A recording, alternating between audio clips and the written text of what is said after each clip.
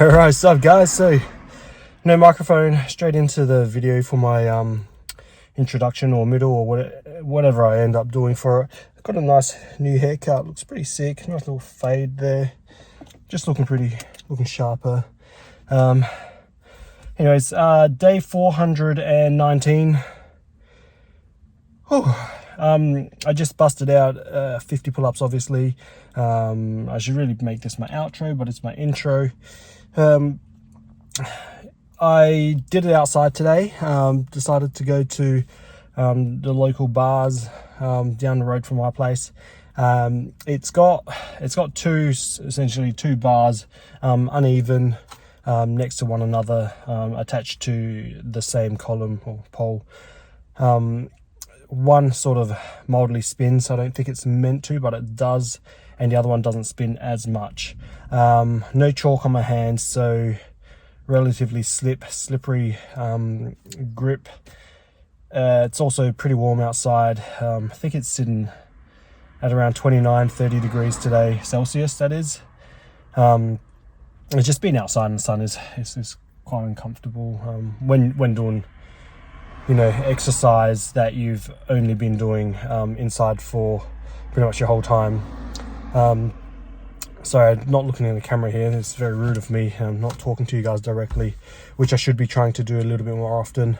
I just wanted to say I tried to utilize the same protocol which I did the previous day, with hitting maximal with thoughts of being able to do 5 more and then a single arm hangs, blah blah blah. I think I didn't do as many as I'd like to have done.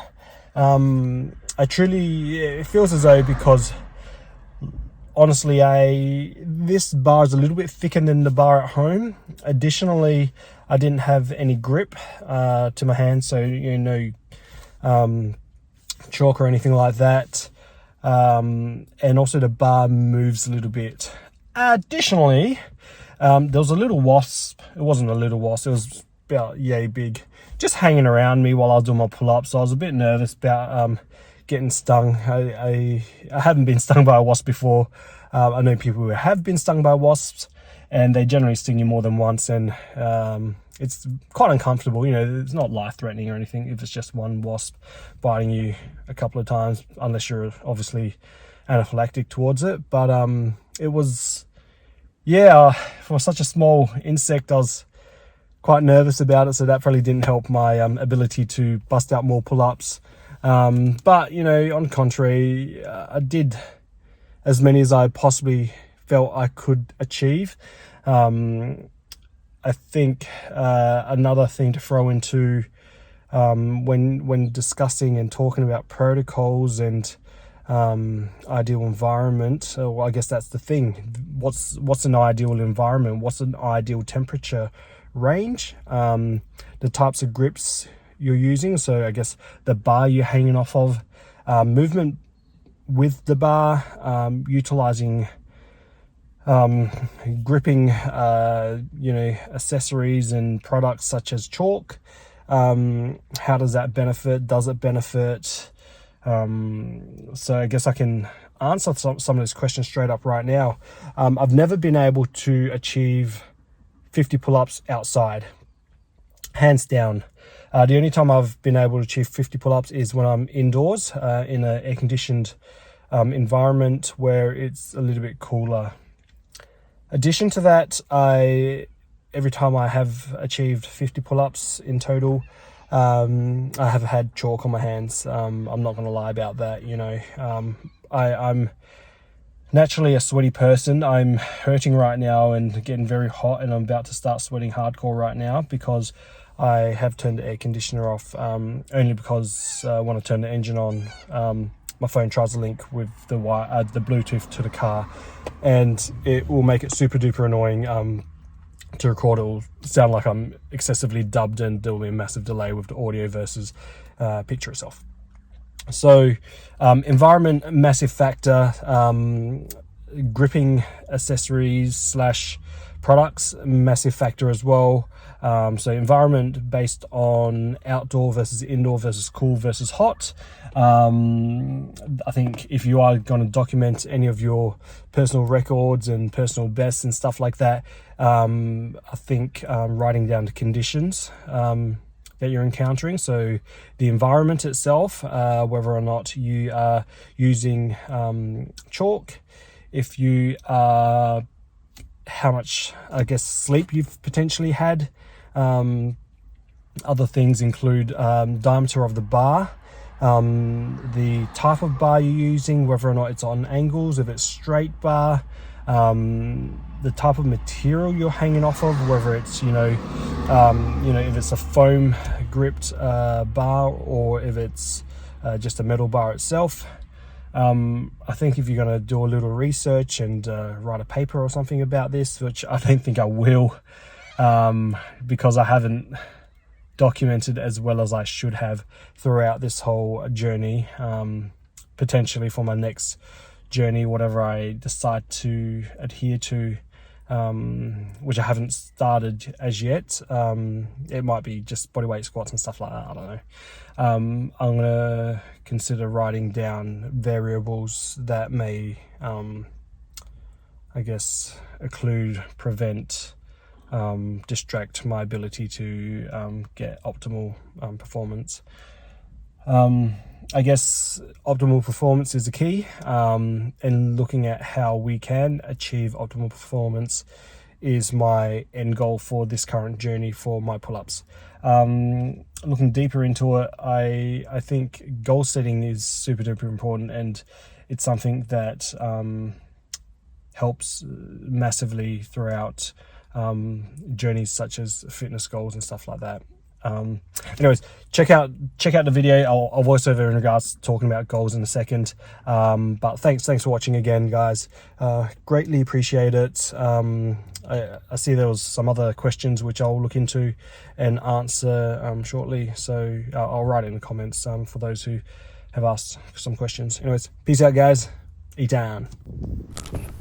All right, guys. Day 419. I'm pretty sure I said that before. So, yeah, like I said, talking about goal setting and creating goals, best ways to do them, and why I guess it's important to do and to apply some goals into your journeys themselves. I guess to create some goals, at least you have something to look forward to. You don't want to, I guess, create goals which are impossible. However, you don't want goals which are too easy to achieve. Otherwise, what is the honest, what's the reason for even creating a goal which is that easy to achieve? You may as well just do it, opposed to setting that as a goal. Your everyday chores is not a goal. Your everyday routine is essentially not really a goal, because if that's already on autopilot and automatic, you barely have to put any effort in towards achieving those outcomes. So when I talk about goals themselves, it could be something such as saving $20,000 by the end of the year. So what sort of things will you need to do to achieve that $20,000 to be saved? Previous years you've only been able to save $10,000.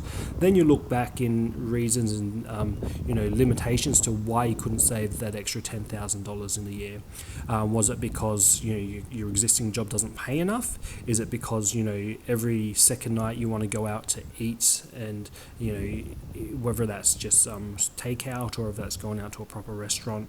Those types of things come into play as well. Are you having a coffee every single day? Is it worth potentially even saving up for a coffee machine, a good coffee machine, having some classes, and then essentially making your own coffees at home? Because you can spend $2,000 on a coffee machine, or you can go out for coffee or buy your own coffee maybe 2 cups of coffee a day. Cups of coffees are going to range between $3 to $5. Let's just say on a maximum level you're spending $5 on a coffee, and you want 2 coffees a day, and you're spending what, $10 there straight up. And you're going out for coffee when you go to work. You have one in the morning and you have one mid-afternoon. That's $10. $10 times by 5, it's $50 straight up already. That does not include already you thinking, oh, that bagel looks delicious, there's another $5. In addition, weekends come into play. You go out for coffee for your weekends. People don't come to you. You go out to meet somewhere, and there's another 10, 15, $20. And that adds up over time, and over that time you could be making your own coffees, which sometimes can taste a lot better than the store-bought coffee, especially if you go to a shitty place which you haven't gone to before. Anyways, I guess I went on a little bit of a tangent, I guess, but if you are setting goals in terms of fitness goals, you need to look at those aspects. Is it going to be super duper easy? Is it going to be super duper hard? What can you do to achieve those goals? Do you need to start sleeping earlier? Do you need to start sleeping later? Do you need to start waking up earlier? Do you need to buy something in order to achieve your goal? Do you need to go somewhere in order to achieve your goal? Do you need to take some courses, etc., etc.? Lots of things come into play, and those are the types of things you need to look at when goal setting itself. You really need to think about it, plan ahead, and really not just visualize the goal, but want the goal. Really want the goal. Otherwise, setting a goal and not really wanting it and not having any passion towards it, the likelihood of you achieving that goal is zilch. Pretty much zilch. If you don't want to achieve something, you're not going to try and put that effort or, find ways to improve to get to that goal. So on that note, I've done a muscle up and I was very scared because that bar was rotating. That's all. Peace out, guys.